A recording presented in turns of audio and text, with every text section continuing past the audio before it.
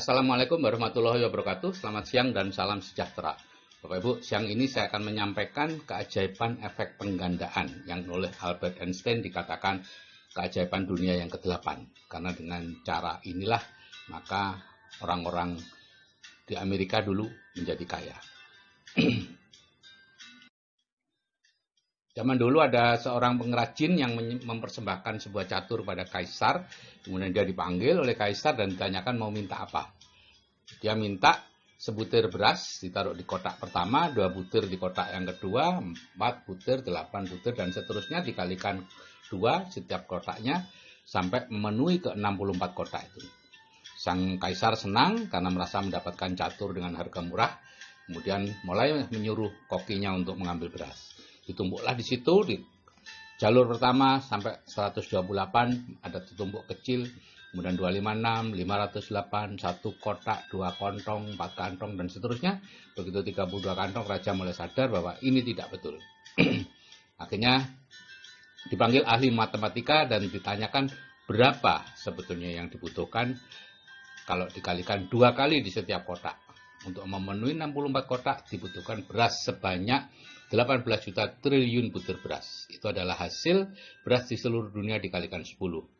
Akhirnya raja membatalkan perjanjiannya dan menggantikan dengan sejumlah tanah. Nah, efek penggandaan bisa digunakan untuk apa saja, Bapak Ibu. Ya, ini pemanfaatannya. Kalau secara konvensional, berbunga perbankan, instrumen investasi lain, dan semuanya menggunakan itu, yaitu kelipatan, investasi ternak dan lain-lain. Kalau non konvensional ya networking, ya jaringan konsumen. Anda bisa baca di buku The Parable of Pipeline atau Networking One-on-One dan sebagainya. Banyak cerita tentang ini. Nah, misalnya ini pemanfaatan efek penggandaan pada ternak. Ya, seekor sapi jantan muda seharga 10 sampai 12 juta, kalau dirawat 1 tahun akan berharga 2 kali lipat. Jika dirawat orang lain dengan paruh badi, kita akan mendapat keuntungan 50%. Jadi aset kita akan setiap tahunnya berkembang 150% atau naik 1,5 kali lipat. Nah, misalnya nih, Anda menabung 1 juta sebulan selama 10 tahun. Ya. Dan setiap tahun dapat 12 juta kan, kita belikan 1 ekor sapi bakalan.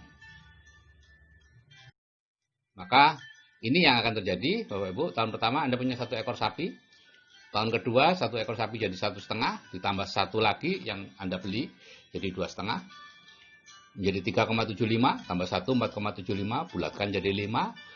Tahun keempat jadi 8,5, 14, 22, tahun ke-7 34, 52, 79, tahun ke-10 118 ekor sapi. Anda hanya membeli 9 ekor sapi selama 10 tahun. Tapi sapi Anda menjadi 118. Atau kita bulatkan 100 ekor, dirawat 50 orang, boleh 50 orang, maka Anda seperti punya 50 pabrik atau 50 perusahaan kecil yang dirawat oleh ahlinya, ya, direktur ahli. Saya kalau menitipkan sapi, saya tidak pernah tanya-tanya dia bagaimana cara merawatnya, tidak pernah saya beritahu harus begini-begini, tidak, itu terserah dia, gitu ya, karena dia punya separuh dari sapi itu. Nanti kita akan lihat aja, beberapa tahun kemudian akan melihat perkembangannya bagaimana. Ya. Nah, kalau kemudian tahun ke-11 dan seterusnya, Anda akan mendapatkan penghasilan pasif 50% kali 100 ekor sapi. Ya, misalnya mulai tahun ke-11 Anda sudah mulai memakai atau mengambil manfaatnya. Kurang lebih 600 juta per tahun atau 50 juta per bulan nilai uang sekarang. Tanpa kerja, Bapak. Ya. Nah, ada catatan tapi ya, syarat dan ketentuan berlaku. Ya, yaitu ini. Kalau Anda mau memulai ini, perhatikan. 3 tahun pertama biasanya hilang tuh investasi Anda. Dicuri orang, ketemu penipu, sakit, mati, nah, pokoknya apapun dilakukan oleh bawah sadar Anda untuk menghalangi Anda melakukan investasi terus. Ya. Itu memang normal seperti itu ya. Saya dulu juga waktu melatih pembantu saya di Villa Kebonan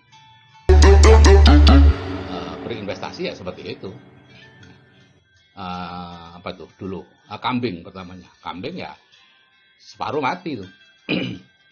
Dalam waktu 1,5 bulan separuh dari 10 ekor yang seharusnya yang dia peroleh dari gaji selama setahun mati.